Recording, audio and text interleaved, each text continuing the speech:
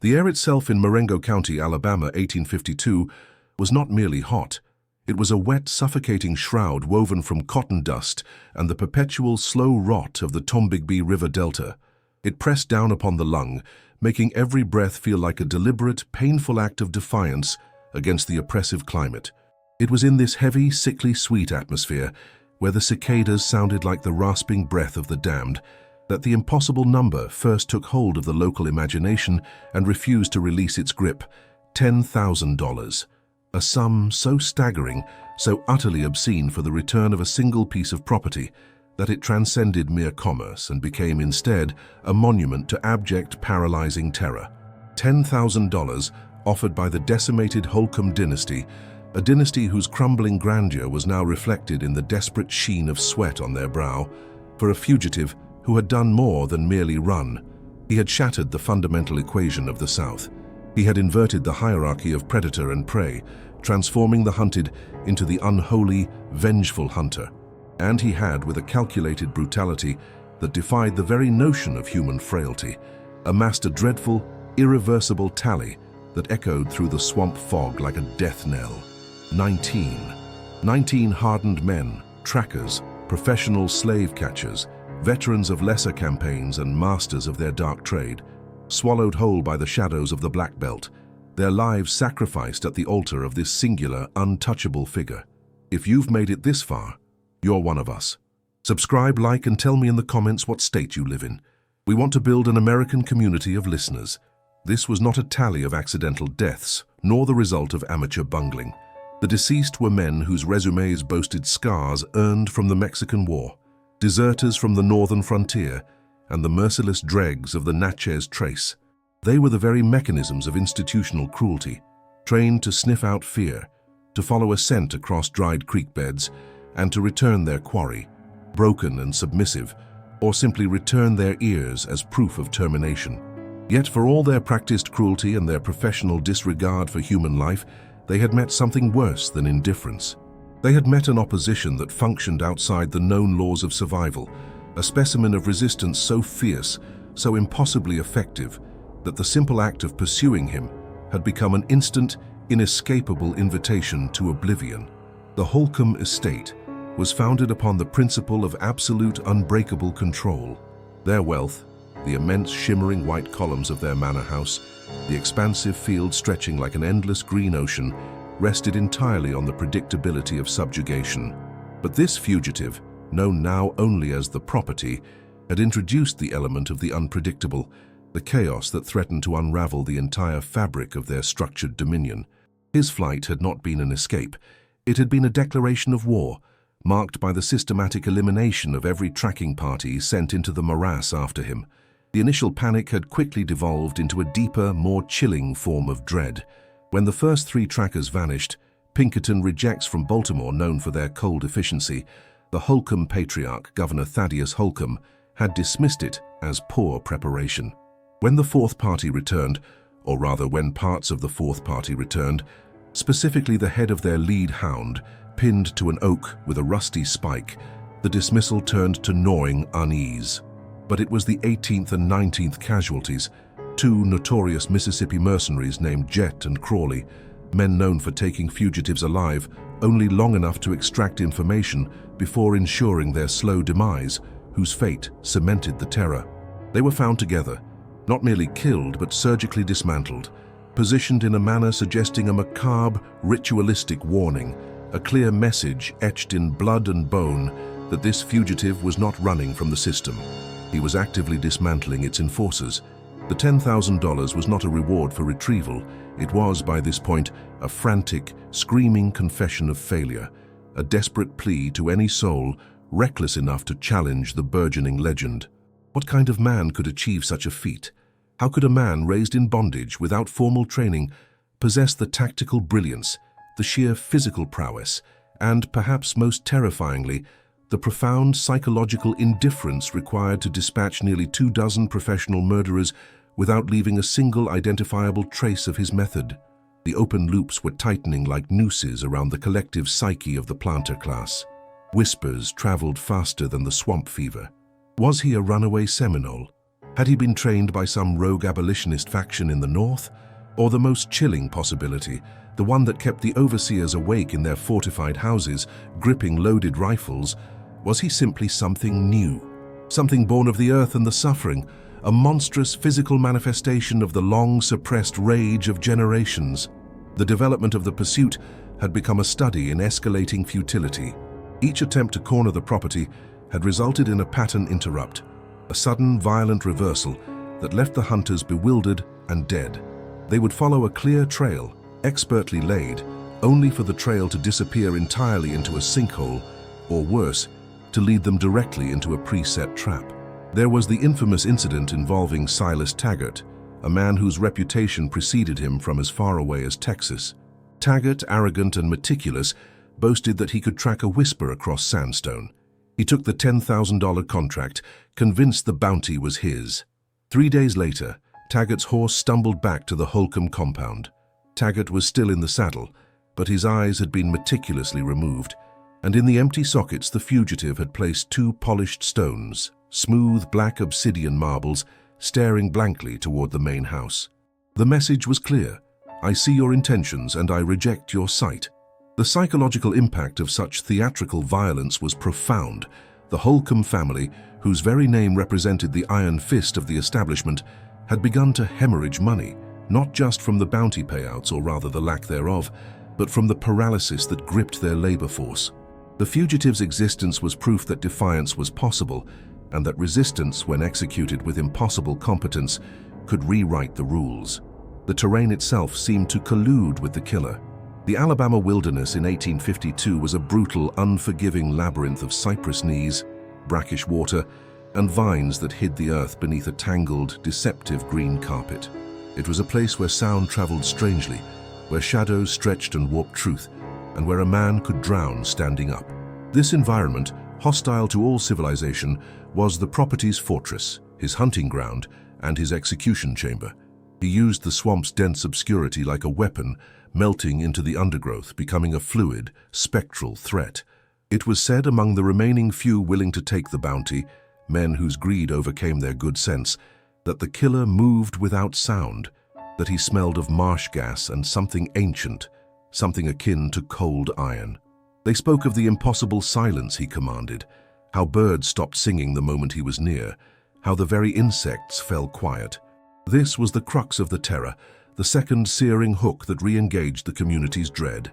The man they pursued was less a man and more an elemental force, a vengeful spirit walking the swamps, clothed in the flesh of the chattel they claimed to own.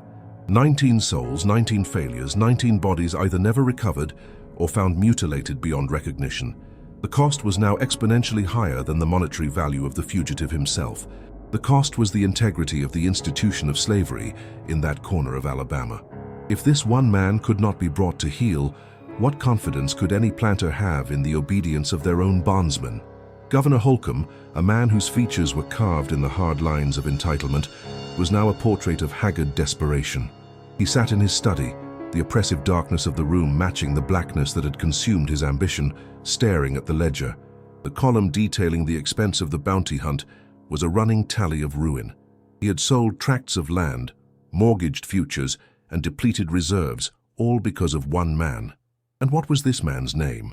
In the records, he was simply listed as property of Holcomb Plantation, specimen 44A, a giant of a man originally acquired for his prodigious strength and calm demeanor.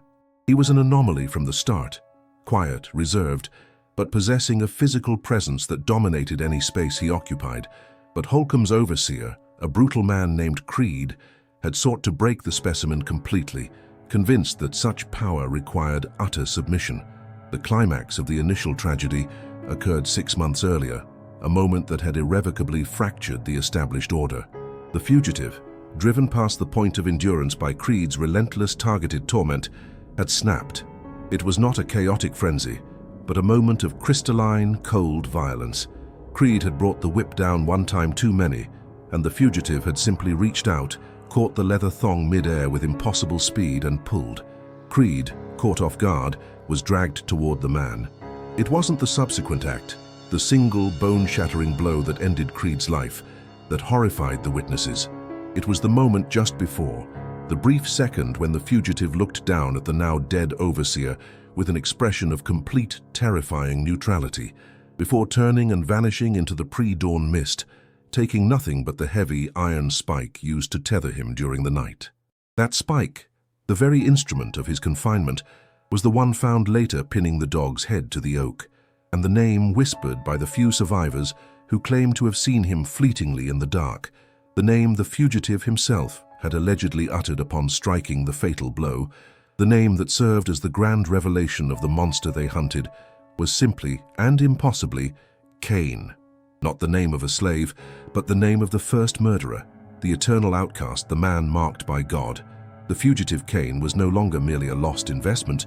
He was a living, breathing curse upon the Holcomb land, an unstoppable killing machine whose existence was a direct refutation of the established laws of the land. The $10,000 bounty was the final, desperate gasp of a system realizing it was pitted against a force it could neither categorize nor contain. It was the price of fear, distilled and magnified, hanging heavy in the hot, stagnant air of 1852 Alabama. The next tracker who dared to sign the contract was already packing his gear in Mobile. He was a man named Jasper Thorne, drawn by the scent of $10,000 like a vulture to carrion, utterly convinced that the previous 19 failures were merely the unfortunate results of lesser men. He possessed a grim determination and a bag filled with specialized instruments of capture. He would be the one to restore order, to claim the impossible bounty, and to prove that even a legend could bleed. The swamps waited, patient and silent, ready to welcome its next sacrifice. The hunt was far from over. The air in the Black Belt had begun to thicken, not merely with the oppressive, suffocating humidity common to the Alabama summer of 1852, but with an almost palpable dread, a miasma rising from the damp earth itself, fueled by the spilled blood of 19 men. The initial bravado, the casual confidence of the slave catchers who believed a $10,000 bounty was simply a matter of tracking a large, frightened animal, had evaporated entirely, replaced by a curdling terror that gripped the liver and refused to release its hold. The enormous sum, once a beacon of inexhaustible wealth capable of rewriting fortunes, now felt less like an incentive and more like a cruel, elaborate curse, pinned onto the breast of anyone foolhardy enough to chase the phantom, known only by the growing tally of his victims. They were not dying quickly, these men. The reports filtering back to the plantation owners and the regional sheriffs were fragmentary, often contradictory, but uniformly horrifying. The first few deaths had been attributed to a desperate defense, a lucky shot, a well-aimed rock, the kind of crude, desperate violence expected from a man cornered and fighting for his life. But the sheer artistry of the later kills had shattered that comfortable explanation. The 19 bodies retrieved from the swamps and the choked forest glades presented a grotesque tapestry of calculated elimination. These were not the wounds of a skirmish. They were the precise, dispassionate work of a specialist operating in his element. They spoke, when they dared to speak at all, of traps that defied understanding, snares that utilized the dense, clinging vines of the omnipresent kudzu, not merely as camouflage, but as tensile strength capable of snapping a man's neck with surgical precision. They spoke of pits dug so expertly in the spongy soil that the foliage was disturbed by not a single blade, collapsing beneath the weight of an unwary foot like a trapdoor descending into eternal darkness. But it was the silence that truly unnerved them, the sheer, suffocating absence of struggle. Where the woods should have echoed with gunfire, screams, or the baying of the dogs, the traditional soundtrack of a successful hunt, there was only a profound, heavy silence, broken only by the buzzing of the carrion flies that invariably found the bodies first. The dogs themselves had become a central point of the deepening mystery and the rising hysteria. Highly trained, notoriously ferocious curs, bred over generations for the specific, single-minded purpose of tracking human scent through any terrain, they were failing spectacularly. They would follow a trail with customary vigor, tails wagging in anticipation of the chase, only to reach a sudden, invisible perimeter where the scent simply ceased to exist. They would whine, hackles raised, rotating in confused circles, often retreating entirely. dragging their handlers backward in a state of canine panic, usually reserved for the sighting of a coiled rattlesnake or a massive predator. Handlers swore the dogs were not confused by water or pepper, the usual tricks of the trade, but were instead genuinely, utterly terrified, reacting as if they had run headlong into a barrier of pure, malignant spirit. The geographical advantage held by the fugitive became a subject of obsession and dread. His hunting ground was largely concentrated in the region known locally as the Cypress Slough, a vast, low-lying expanse of perpetually saturated ground where the water table was always perilously close to the surface, and the towering cypress trees stood like skeletal guardians, their knees protruding from the stagnant, oily water. This area was impossible terrain for the ordinary man, a labyrinth of decaying vegetation, hidden trenches, and sudden, slick inclines. For the men hunting him, who relied on horses, boots, and dry powder, it was a death sentence waiting to be signed. Yet for the fugitive, it seemed to be a home, a fortress, a natural extension of his own physical being.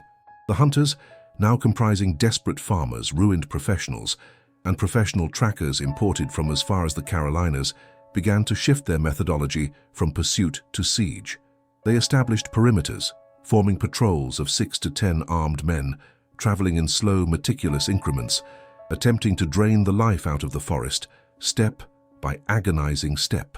This change in strategy yielded only more macabre results.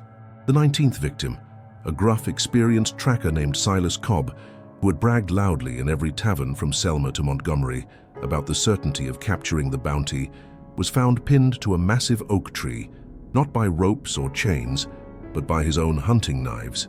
His hands and feet had been skillfully positioned, and the blades, usually tucked neatly into his belt, had been driven through the thick leather of his boots and the palms of his hands. He had not been mutilated. There was no excessive cruelty in the physical wounds themselves. The horror resided in the presentation. He was displayed, centered in a small, moss-covered clearing, his wide eyes reflecting the gray, indifferent sky. He had been left with a single, perfectly smooth white riverstone placed precisely upon his tongue. The message was unmistakable and universal: silence. This incident, above all others, cracked the morale of the local posses. It spoke not of a man fighting for survival, but of a man waging a deliberate psychological war.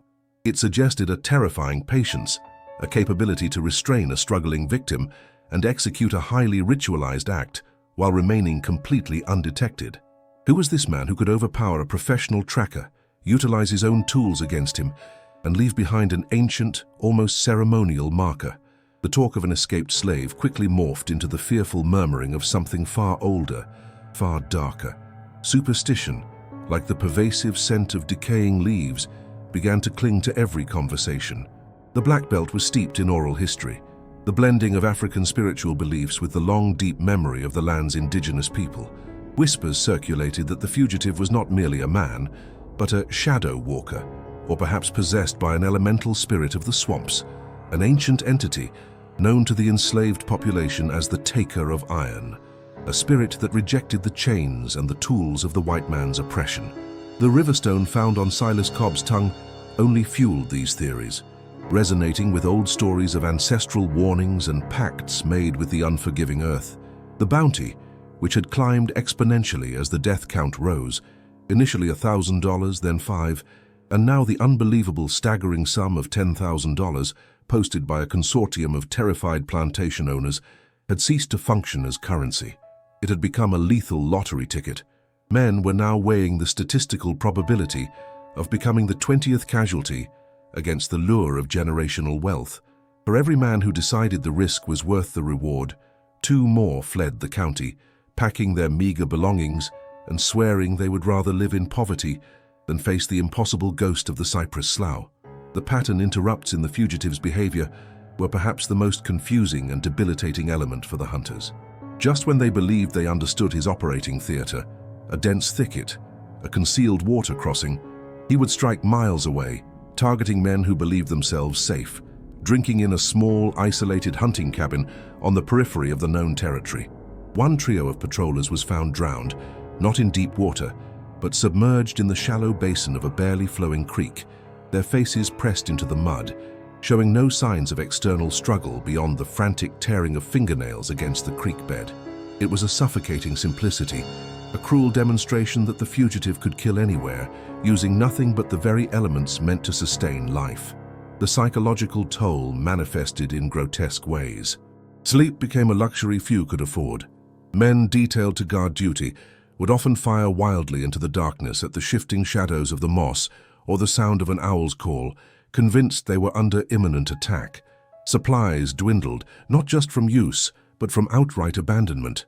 Rifles, provisions, and even horses were left behind in the hasty, panicked retreats following a false alarm or the discovery of yet another grim tableau. The hunters were no longer pursuing the fugitive. They were being systematically hunted by him, stalked not just through the wilderness, but through the treacherous landscape of their own fear. The re-engagement, the grim realization that the target was now the tracker, settled deep into the bones of the survivors. They had entered the slough as instruments of the established order, carriers of the law.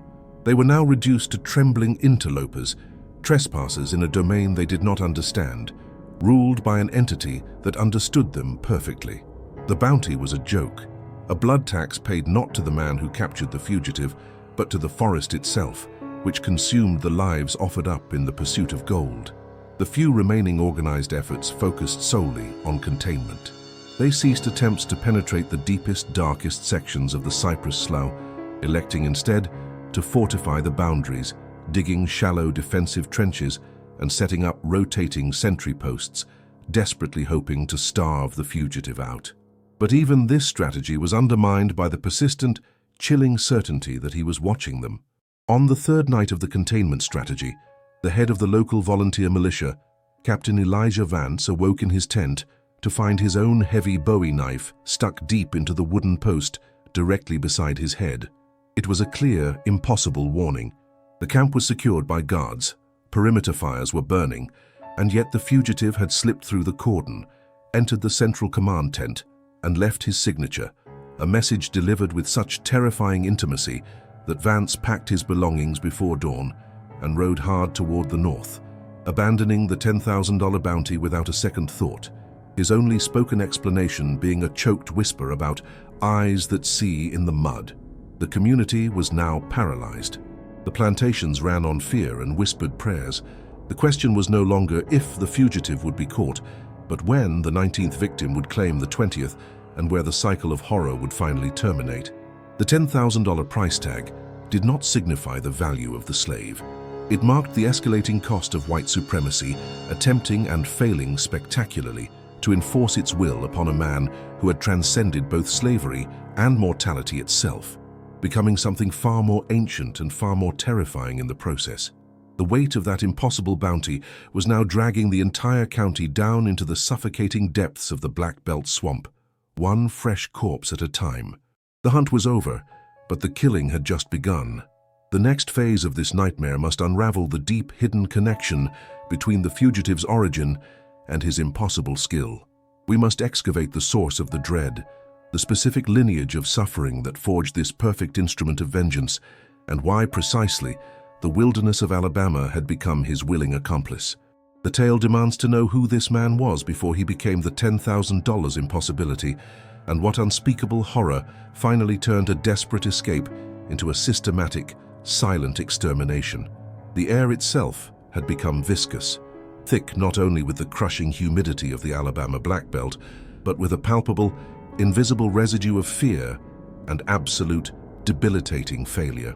The $10,000 bounty, once a shimmering beacon of desperate wealth, had devolved into a macabre joke whispered in the shadowed corners of distant saloons, a prize stained 19 times over with the blood of men arrogant enough to believe gold outweighed the cold, certain calculus of death. It was no longer a question of capture. It was a matter of survival, a test of will against an entity that defied the very physics of the hunt. The men who had gone in, loud and swaggering with their double-barreled confidence, had melted into the bayou's primeval silence, their only legacy being the recurring, unsettling discovery of a carefully placed boot, a discarded watch, or, worst of all, a freshly polished hunting knife sunk hilt-deep into the dark, churning mud, always pointing north, always toward the deeper, more ancient cypress groves where the sun never fully penetrated. The official response, fueled by the mounting political embarrassment and the financial panic spreading among the slave-holding gentry, who feared this impossible fugitive might ignite a wider, unstoppable conflagration, was catastrophic in its desperation. The governor, a man built entirely upon the illusion of control, was forced to call upon resources far outside the usual parochial jurisdiction. Thus arrived the replacements, a specialized detachment hired from the federal periphery, men known for their cold efficiency and their utter lack of superstitious reverence, cynics who believed only in lead and leverage. They were called, informally, the Crimson Unit, though their actual designation was simply Special Enforcement Detail Fugitive Recovery. Their leader, Marshal Vane, was a man whose face seemed perpetually carved from granite, his eyes holding the flat, depthless stare of someone who had long ago ceased to recognize the difference between right and necessity. Vane did not fear local law. He feared mathematical failure, and the pattern of the 19 deaths offended his rigorous methodology. Vane's initial strategy was simple, clinical, and immediately disastrous. He began by ignoring the swamp itself, focusing instead on tightening the perimeter, establishing a starvation siege meant to choke the fugitive, whom they still referred to by the generic tag, the Asset. He deployed chains of enslaved men, local trackers whose knowledge of the bayou was intimate and inherited, forcing them onto the perimeter with the clear, chilling instruction, follow the tracks or fill the grave. This maneuver was meant to exploit the social architecture of the region, using the threat of institutional violence to force cooperation. It failed not because the trackers defied him, but because they understood a deeper terror. The trackers moved with agonizing slowness, their eyes fixed on the moss-draped branches, their hands trembling not from the lash Vane threatened, but from the fear of a silent hand that might emerge from the black water to reclaim their soul. The trackers found tracks, certainly, but they were confounding. Sometimes they suggested a man moving with supernatural swiftness, leaping across wide sloughs. Other times, the tracks simply ceased, vanishing mid-stride on dry ground, as if the earth had simply swallowed the weight and volume of the man. The reports the trackers brought back were not helpful geographical data. They were fragmented myths, whispered under the breath about a man who could mimic the calls of the native owl, a man whose skin was said to shimmer like oil, slicked on water, making him invisible in the shifting light, a man named occasionally Cain. Marshal Vane, driven by escalating frustration, started meticulously mapping the kill sites. He laid out the 19 documented fatalities on a massive topographical chart in his provisional camp, situated on a small elevated bluff, miles from the deepest mire. The pattern was horrifyingly consistent. The victims were almost never shot. They were often found with broken necks, their spines twisted with unnatural force, the killing blow delivered with surgical precision and immense, terrifying power. There were no signs of a protracted struggle, no defensive wounds, no snapped branches nearby, no disturbed earth save for the imprint of the victim falling. It implied not a fight, but an execution. Not a hunted man desperate to escape, but a predator controlling the terms of engagement with brutal efficiency. The sheer absence of struggle hinted at something far worse than skilled combat. It suggested psychological paralysis, a terror so profound that the victims were frozen even before the final shattering moment. The conflict thus shifted entirely from the physical realm to the psychological. The environment itself became the primary antagonist. Vane's men began to succumb to the oppressive heat and the omnipresent, high-pitched whine of the swamp insects, which seemed to mock their efforts. They started seeing things in the Spanish moss, shapes, faces, the outline of a massive, impossibly silent man standing just beyond the flickering firelight. They grew hypersensitive to sound, interpreting every snap of a twig, every distant bellow of an alligator, as the deliberate approach of the fugitive. In a desperate maneuver to flush the Asset out, Vane sanctioned a vast, controlled burn of a 20-square-mile section of the swamp where the majority of the kills had occurred. The goal was to destroy the fugitive's sanctuary and resources, driving him into the open. The fire raged for 2 days, a towering inferno that painted the sky a sickening orange and drove clouds of terrified wildlife screaming from the inferno. The heat was unbearable. The taste of ash permeated everything, and the air vibrated with the crackle and roar of consumption. Vane stood at the edge of the conflagration, triumphant, certain that even if Kane wasn't captured, he would be crippled, wounded, or driven into their traps along the periphery. This was the pattern Interrupt Vane had failed to predict. While the fire raged in the heart of the bayou, consuming the supposed sanctuary of the fugitive, the attack came not from the steaming, smoking edge of the burn zone, but from the relative safety of the main base camp, located 3 miles away on the bluff. The camp was heavily fortified, triple-guarded, and considered impervious to a lone attacker focused on escape. On the 3rd night of the burn, when the glow of the inferno was merely a red pulsing on the horizon, Marshal Vane awoke not to an alarm, but to silence, an impossible, sickening silence. His tent flap was closed. The air inside was cold. Vane instinctively reached for the Navy revolver under his pillow.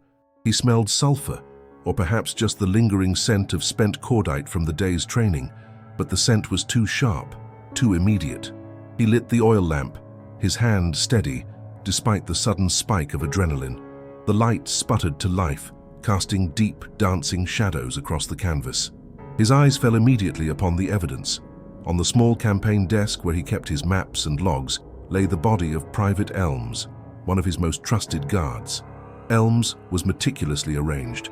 His uniform was straightened, his boots aligned perfectly, his hands folded neatly over his chest.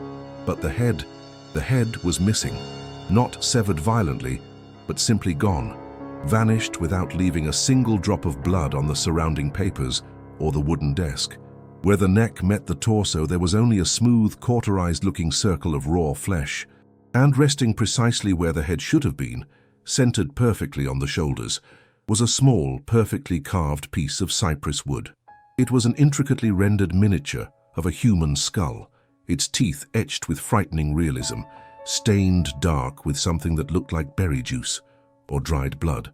The pattern Interrupt was complete. The fugitive was not only untouched by the massive burning, he had slipped through 3 layers of armed security, executed a guard silently and impossibly, and left a deliberate, taunting sign within the leader's own tent. The message was clear. There is no safety. Vane's famed composure fractured. He spent the next 3 hours retracing every step, examining every millimeter of the camp's defenses. There were no disturbed guards, no alarm raised, no sign of entry or exit. It was as if Kane had dissolved the space between the inferno and the bluff, existing momentarily in Vane's tent merely to deliver his grisly calling card before returning to the smoky oblivion of the burning swamp. Vane sat back down at the desk, the corpse of Elms now covered hastily with a blanket. The marshal began documenting the 20th victim, noting the ritualistic nature of the act. The number 19 had been broken. The count was now 20, and Vane felt a chilling realization deep in his core. This was not random murder. This was an ongoing, deliberate ceremony.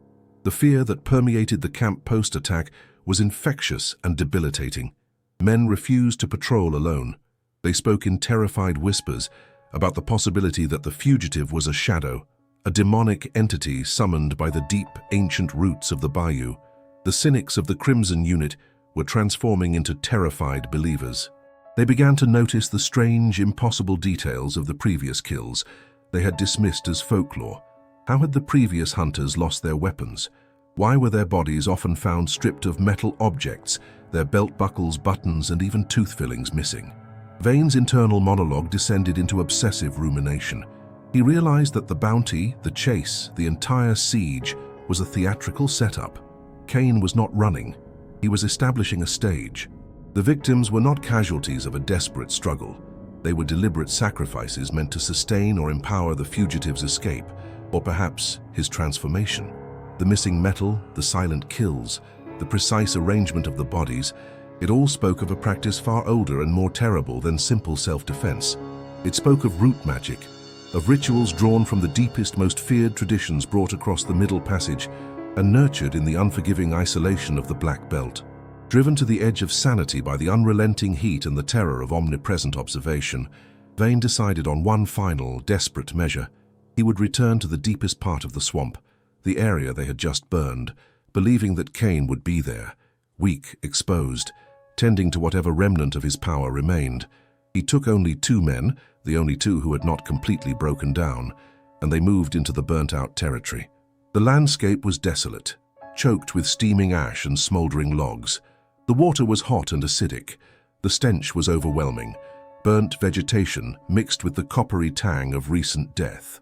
They tracked for hours, stumbling over the skeletal remains of animals consumed by the flames, their nerves shredded by the expectation of an ambush. They found nothing. No footprints, no shelter, no sign that a human being could have survived the inferno, let alone traverse the area without detection. Then they heard a sound. Unlike the natural sounds of the bayou, it was a rhythmic, guttural wheezing, a sound of absolute, agonizing distress. They followed the noise, moving deeper into a depression where the fire had somehow spared a single, enormous grove of ancient cypress. The air in the grove was damp, cold, and unnaturally still. And there, tied to the trunk of the largest cypress, was the 21st victim, one of Vane's own men, Corporal Dorman, who had supposedly been guarding the supply tent back at the bluff. Dorman was not dead, but he was horrifyingly mutilated.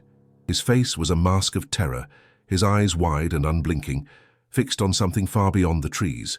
He had been scalped, but not cleanly. The skin had been peeled back from his skull and hung down his back like a bloody cloak. Yet, he was alive. The wheezing sound was his labored breath trying to enter lungs that were slowly failing. In Dorman's clutched, blood-soaked hand, secured with a crude thorn, was a single folded piece of parchment. It was not paper from the camp. It was thin, tanned leather, smelling faintly of smoke and musk. Vane carefully pried the message from the dying man's grasp. Dorman's lips moved, forming a single rasping word before his body finally slumped, yielding to the trauma. The word was 22.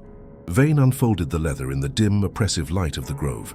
The message was written not in ink, but in thick, black animal bile, scrawled in an ancient-looking script that Vane dimly recognized as a rough approximation of Ethiopian Ge'ez, a language of scripture, of prophecy, and of potent dark magic. The message was brief, a haunting promise, entirely focused on the relentless, inevitable future of the hunt. The price is paid in blood. The sanctuary is made in ash. The name is not forgotten. You seek the 22nd, I wait. The realization struck Vane with the force of a physical blow. Cain had not been chased into the swamp fire. Cain had built the fire. The bounty hunters had not been hunting the fugitive. They had been participating in a ceremony orchestrated by him. The purpose of the hunt was not escape, but purification through carnage. The terror of the past weeks, the lost men, the mounting dread, the impossible nature of the kills had been merely the prelude. The final terrifying act was yet to begin, and Marshal Vane, the clinical cynic, now understood with dreadful certainty that he was not the hunter. He was the next anticipated offering. The impossible bounty was not the $10,000 promised by the state of Alabama. The impossible bounty was the soul of the man who dared to step forward as the 22nd sacrifice. They stood paralyzed in the grove of the ancient cypress, surrounded by the steaming ash of the world Cain had burned down, the terrifying implications of the message echoing in the silence. The true climax, the confrontation that would determine if this man was flesh, spirit, or legend, was no longer a possibility. It was an appointment, an inevitability, written in blood, and they had just delivered themselves to the altar. The only path forward was deeper into the darkness, towards the inevitable clash that the South would never forget. A clash for which the fugitive, Cain, had meticulously prepared his final, perfect trap. The time for strategy was over. The time for reckoning was at hand, and the heavy air of the swamp held its breath, waiting for the coming slaughter. The air itself had curdled, thickened into a suffocating shroud that clung to the throat and nested heavily in the lungs. It was the scent of forgotten water and aggressive decay, mingled irrevocably with the sharp metallic tang of recently spilled life, a smell that Captain Elias Thorne, weathered veteran of far too many shadowed conflicts, knew instinctively meant he was standing on the precipice of a sepulchral truth. He held his breath, the action futile against the invasive miasma of the Black Creek Canyon. This final stretch, this subterranean cleft where the ground refused to dry and the shadows never lifted, felt less like Alabama and more like the antechamber to an ancient waterlogged tomb. Thorne glanced back at the two remaining souls who still clung to his command. Davies, a man whose face was now a mask of ashen terror despite a decade spent killing for coin, and Harlan, whose eyes darted ceaselessly, searching for the movement that logic dictated should be there, but terror insisted was already behind them. 19 ghosts already haunted this swamp. Thorne felt their cold fingers tracing the edges of his conviction. The $10,000, once a blinding beacon of greed and ambition, now felt like a paltry receipt paid into the void. It was not a reward, it was the entry fee for the encounter he was about to face. They had found the periphery of Silas's sanctuary. It wasn't a cabin or a lean-to, it was an entanglement, a nexus point where the vines, the root systems, and the jagged, slick rock face seemed to have conspired to form a naturally impenetrable fortress. The entrance was a narrow, muddy sluice, barely wide enough for one man, requiring them to shed their packs and proceed prone. This was not the work of a fugitive fleeing capture. This was the deliberate engineering of a predator setting his own ambush, choosing his kill box with meticulous, chilling precision. Thorne waved Davies forward, ignoring the trembling in the younger man's shoulders. As Davies slipped into the shadowed cleft, the oppressive silence that had defined their pursuit broke, not with a scream or a shot, but with a horrifying, sickening slurp. It was the sound of something heavy and wet being forcefully drawn back into the earth, followed by a sudden absolute stillness. Davies had vanished. No struggle, no outcry, simply the instantaneous erasure of his presence. Thorne felt a cold dread, heavier than any swamp fog, settled deep in his gut. He knew better than to charge headlong. He used the butt of his heavy rifle to push aside the dense curtain of Spanish moss that hung like necrotic drapery. What he saw inside the sluice mouth made his seasoned heart hitch. Davies hadn't been pulled down by mud. He was splayed on the ground, his face pressed into the muck, but his neck was impossibly twisted, snapped with surgical, effortless force. And etched into the wet earth beside his head was a symbol, a jagged, primitive mark that looked like a broken chain link crossed by a river current, a signature, not of a man, but of a force. "Harlan," Thorne whispered, his voice gravel against the damp silence. "Stay put. Cover the entrance. If anything moves, burn the ground." Harlan merely nodded, his eyes wide and vacant, already preparing his own death. Thorne knew the man was functionally useless, paralyzed by the horror that had been so eloquently delivered. Thorne crawled into the breach, traversing the few feet that had swallowed Davies. The air here was warmer, thicker, tasting of ozone and dried sweat, yet infused with an unnatural chill. He emerged into a small cavern naturally formed by the overhang of rock, lit sparsely by narrow shafts of weak, sickly daylight filtering through the dense canopy above.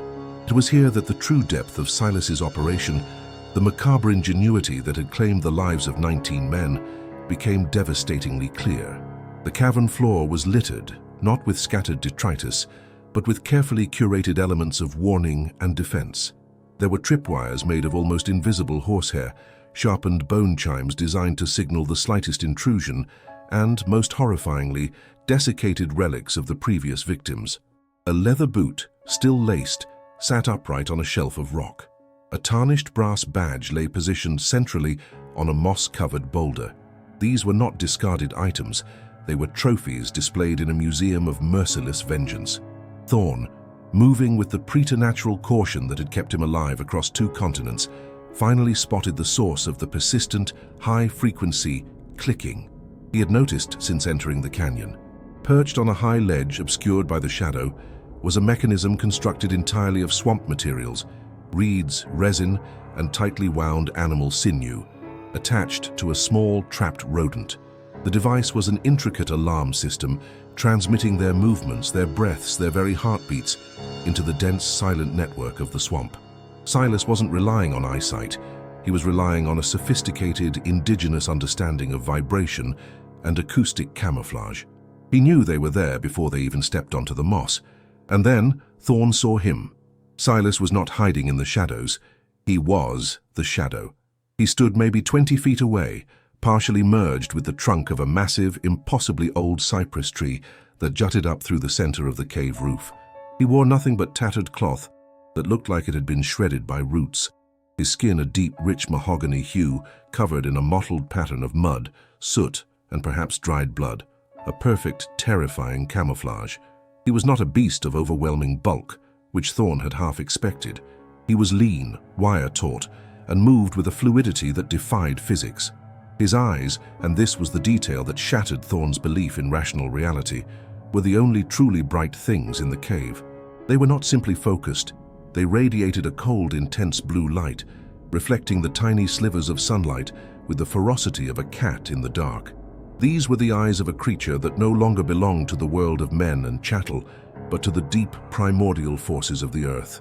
There was no immediate attack, no charge, no challenge, only silence. A silence so profound, it seemed to pull the breath from Thorn's chest. $10,000, Thorn finally managed, the words catching in his throat, tasting like rust. That's what they offered for you, boy. Silas did not move. His head tilted infinitesimally, a subtle gesture that nonetheless held the weight of mountains. When he spoke, his voice was not the rough slave dialect Thorn expected, but a low, resonant rumble, perfectly articulated, echoing off the damp rock. The price is not mine to bear, Captain. The price is yours to pay. This was the pivotal moment, the horrific realization. Silas hadn't merely outsmarted the hunters, he had transcended them. The $10,000 bounty wasn't the value of his person, it was the cumulative spiritual debt owed by the society that sought to cage him. Thorn raised his rifle, sighting down the barrel. He had killed men for less than the air Silas breathed, and instinct screamed for him to pull the trigger now, to end the impossible story. Before Thorn could steady his aim, Silas moved. It wasn't a sprint or a lunge, it was a blurring disruption of space. One moment he was by the tree, the next he was across the damp earth, moving less like a man running and more like water flowing around an obstacle. Thorn fired, the massive sound of the rifle blast momentarily deafening in the confined space. The bullet struck the cypress tree where Silas had been standing a microsecond before, tearing away a chunk of ancient bark. Silas was already behind him. Thorn felt a sharp, agonizing pressure on his wrist. Not a strike, but a grip, a vice-like compression that was simultaneously excruciating and paralyzing. Silas had grabbed the wrist holding the rifle. Thorn tried to wrench free, but his muscles refused to obey the command, seized by a sudden, intense nerve lock. "You brought the final number," Silas murmured, his voice now directly by Thorn's ear, devoid of malice, possessing only the cold finality of judgment. 19 were consumed by greed.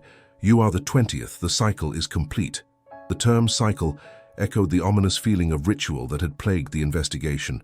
19 deaths, a number too odd for random violence, suggesting a dark, personal reckoning. With a motion that involved minimal effort but devastating effect, Silas twisted Thorn's arm. The sound of the ulnar and radius snapping was sickeningly wet. Thorn screamed, a harsh primal sound of pure pain, dropping the rifle into the mud. He stumbled backward, clutching his useless arm, trying to draw the heavy Bowie knife from his belt with his left hand. Silas stood back, allowing him the agonizing freedom of movement, his expression unchanging, those terrifying blue eyes watching the performance of pain with detached clarity. Suddenly, a loud, panicked cry erupted from the entrance. Harlan, driven mad by the silence and the implied fate of Davies, had finally decided to flee. He scrambled backward out of the sluice, exposing himself fully to the swamp. Silas didn't even look at the sound. He simply raised his free hand and made a sharp, almost imperceptible flick of his wrist. The effect was instantaneous and horrific. Harlan, halfway out of the narrow opening, seized up. His body arched violently, suspended momentarily between the cave and the outside world. Thorn watched, immobilized by shock and pain, as Harlan's skin seemed to erupt in places, thin rivulets of blood tracing paths down his clothing. It wasn't a bullet. It was something far worse. Harlan collapsed back into the mud with a shuddering thud, his limbs contorted into grotesque, impossible angles, his eyes wide, fixed on nothing. It looked as if every major ligament and tendon in his body had been simultaneously severed from within. Silas turned his focus back to Thorn, who was now weeping, not from the pain of his broken arm, but from the realization of the absolute cosmic insignificance of his life compared to the power standing before him. "I am not the property of men," Silas stated, stepping closer, the movement deliberate, every muscle under unnatural control. "I am a debt collected by the land itself. The soil demands recompense for what was taken from it." He was a conduit, a vessel for the fury of the subjugated earth. The horror was complete. The $10,000 bounty was not for the capture of a man named Silas. but for the containment of a localized supernatural entity born of pure historical injustice. Silas reached out, his hand wrapping around Thorn's throat. His grip was firm, not crushing, but authoritative, demanding submission. Thorn gasped, struggling uselessly against the suffocating pressure. He looked up into those impossibly blue eyes, seeing not hatred, but a devastating emptiness, the vacuum left by stolen humanity. Thorn felt himself lifted effortlessly off the ground, his boots dangling inches above the slick mud. He saw the life of the swamp, the dense, humid growth, the buzzing insects, the indifferent trees. They were all witnesses to his final, humiliating failure. The last thing Thorn felt was a sharp pressure applied behind his ear, a technique so precise, so quiet, that it stole the light faster than any bullet. He did not scream again. He did not even gasp.